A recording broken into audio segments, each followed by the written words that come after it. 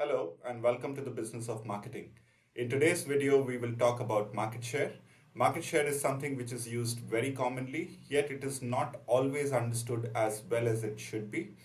In today's episode, we will look at all aspects of market share from what exactly is market share, how do you go about calculating it, and what are some of the questions and considerations that you should keep in mind so that you are able to use it to your benefit and also look smart when you use it. I can assure you that by the end of this episode, you will know enough about market share so that you're never again confused with any aspect of market share. My name is Rahul and I run the business of marketing. I have over 15 years of experience helping various kinds of brands with their marketing and advertising requirements, and I am here to share my experience with you. Business of marketing is for all kinds of individuals, whether you're a student or you're a professional who wants to utilize this knowledge in day-to-day work. As you can see, this is a new channel, so it would really help if you leave your comments so that I know what else to add and how to make my content better. And also, if you can subscribe, that would really be nice. On this channel, I will be demystifying several other concepts of marketing, so check out the description below for links to other videos. And please stay with me until the end of the video because I have a special bonus where I'll talk about how market share is actually calculated in the real world and how is it applied to different aspects. So let's dive straight into market share. The market share of a particular product, brand, or company is the portion of sales it owns in relation to the overall market.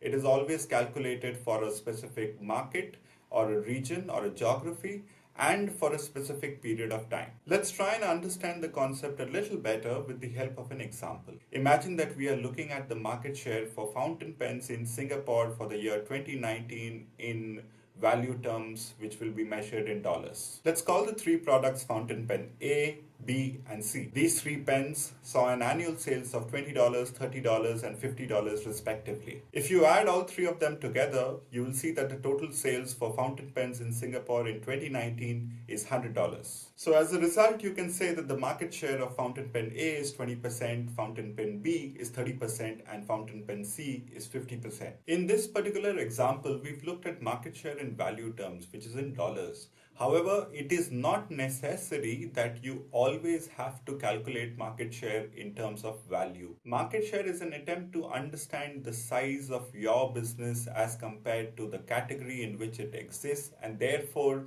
it can be calculated in many ways. The other most commonly used measure of market share is in volume terms, which is the number of units sold, which brings me to the first two questions that you should be considering whenever you look at market share. The first question is, what exactly does this market share represent? Is it for a particular product or for a brand or for the size of the business who owns a brand or a product? In our example, we've calculated the market share for a particular product, which is fountain pens. The next question to look at is, what is the market share being measured in terms of? Is it measured in terms of value?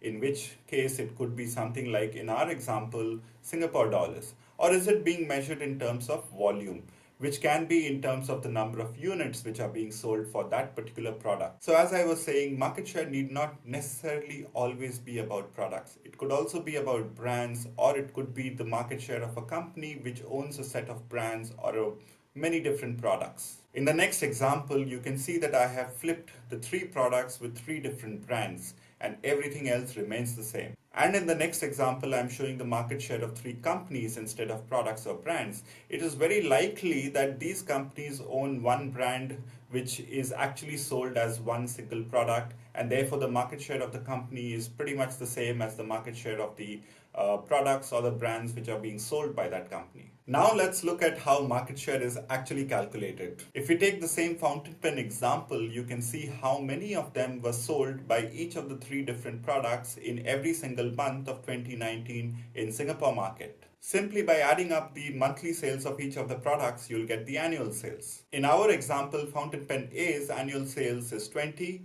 that of fountain pen B is 30, and that of fountain pen C is 50. Once you have this data, you need to find out what's the annual sales for the entire category. In this case, it will be 20 plus 30 plus 50, which is equal to 100. Once you have the annual sale for every brand and the annual sales for the entire category, you can find out the market share of every brand very easily. In our example, if you want to calculate the market share of fountain pen A, then you take the annual sales of fountain pen A, divide that by the annual sales of the entire category and multiply that by 100. That will give you the market share, which is always expressed in percentage term, which in this case is 20% for fountain pen A. And similarly, the market share of fountain pen B is 30 divided by 100 into 100, which is 30%, and that of fountain pen C is 50 divided by 100 into 100, which is 50%. The other question to keep in mind is what is the period of time that this market share represents? It could be a quarterly, it could be a half yearly, it could be annual, or it could be for a much longer period of time. And I've already mentioned this a couple of times, but I just want to repeat it once again, that it is always important to keep in mind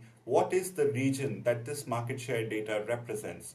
The region could be a part of a country, or it could be for the entire country, or it could be for a much larger region, or even global. What we've seen until now is what exactly is market share, how do you go about calculating market share, and what are some of the questions you should keep in mind every time you take a look at market share data. In the next part of this video, I will talk about some of the very important considerations coming from real life experience as to what makes market share data so useful and so relevant. It is totally possible that you might have the market share data and yet it does not answer some of the questions that you might have. In our example, if the question was to try and find out what is the size of the fountain pen category and what is the market share of each of the individual brands that form a part of this category for the period of 2019 in a market in Singapore, either in value terms or in volume terms, then we had the right data. But what if the category wasn't fountain pens? What if the category was pens in general? What if the category was office stationery overall? In that case, having the fountain pen data is not the best representation of either the overall pens category or even the office stationery category. So it's important to have the right kind of data for the right kind of questions that you have in mind, or that you are looking for answers to. The other crucial consideration to keep in mind is whether the brand has all of its sales happening offline, or is a part of it or a huge chunk of that sales coming from online means. This is something which is extremely relevant, especially in today's times. We know it intuitively as consumers that there is so much that we buy online. Therefore, if your data is representing only the offline sales, then it might not be complete. It would still be representative, but it might not give you the full picture. The last important consideration around market share is to try and understand how exactly has the market share data been collected. I had promised you at the start of the video that there is a special section at the end of the video where I'll talk about market share from the real world and how is it actually calculated. So here it comes. In the case of most of the big brands, they subscribe to something known as Retail Audit Data. There are a few Retail Audit Data firms, and one of those that I have worked with personally in my experience is called Nielsen. The Retail Audit Data will give you a full picture of how much sales is actually happening in modern trade, which is places like convenience stores, hypermarkets, supermarket, and also in traditional trade, which is like mom and pop stores around the corner. However, what the data does not tell you is how much sales is happening in the online channels that the brand might have. In most cases, brands have their own online data and they can add it to the kind of offline data which is available through the retail audit panels. The way this data is collected is extremely interesting. The data is collected in primarily two ways. The first way is to collect all of the point of sale data, which is every time you go and you check out from a store, when you're making the payment, that data is collected by firms like this. And the other way of collecting data is through random retail audits, where someone actually visits these stores in a randomized manner and checks on whether the details being collected are correct or not. And therefore, the kind of data that you get from these audits is extremely precious, and no wonder most of the marketers or brands that I have worked with are subscribing to some form or the other of a retail audit data. If I was to summarize the benefits of retail audit data, there are 5 things which stand out for me. Firstly, it is very important for businesses to know the ex-factory or the sellout data. But what does sellout data exactly mean? In most cases, what exactly happens is that the product moves from the factory to a large distributor or a stockist or a wholesaler, and from there it moves to a retailer. So while the brands might have access to the data when the product is actually leaving the factories, but they don't always have access to the data when the product arrives at the retail outlets, and they don't know what exactly is the quantities which are being sold, at what price are they being sold, what kind of promotions are being run, and other such details. And that's where the retail audit data comes in, where it gives you the data from the retail storefront. The second thing which is important is the retail audit data is provided by every channel of distribution. So in a market, there could be many channels of distribution which are being utilized by brands. For example, in modern trade, there could be convenience or hypermarkets or supermarkets, or in traditional trade, there could be mom and pop stores or something else.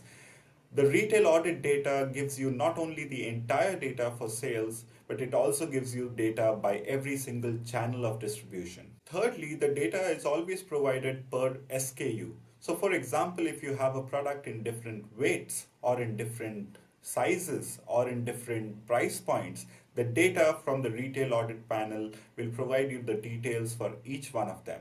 Next, the retail audit data is also a great way to understand the power of distribution that you have as a brand. The majority of the distribution data is actually collected from the retail audit panels, where you get a very good sense of the number of outlets where your product is being sold, what are the different SKUs which are being stocked, what is it that is selling really well, at what speed and at what pace and at what velocity, and similar other things you might want to know. And therefore, the retail audit data is considered as one of the best ways to understand the power of supply or distribution for a particular brand. And lastly, the retail audit data is extremely useful to understand the price on the ground. There could be many instances where either the wholesaler or the retailer does something to either move the price up or down, or puts it on promotion, or various other things which they can do. For example, distributors might give out discounts to retailers, and retailers might pass on this discount to consumers to be more competitive.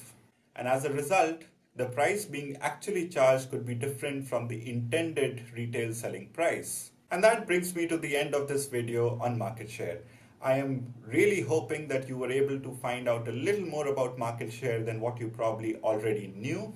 If there are any specific questions that you might still have, please leave them in the comment section below, and I'll try and answer them as well as I can. And before I leave, I wanted to say this yet again. Please like and subscribe this video. It's a new channel. Anything that you do will really help me in gaining traction. And I will be making a lot of other videos on marketing, demystifying the terms which we usually tend to know, but sometimes they just trip us. So please subscribe to this channel to stay informed. At the same time, while watching these videos, if you think that your business needs any kind of help, I am available to help out. My details are provided in the description box below. Thanks for watching, and see you again in a lot more content that I'll be sharing soon.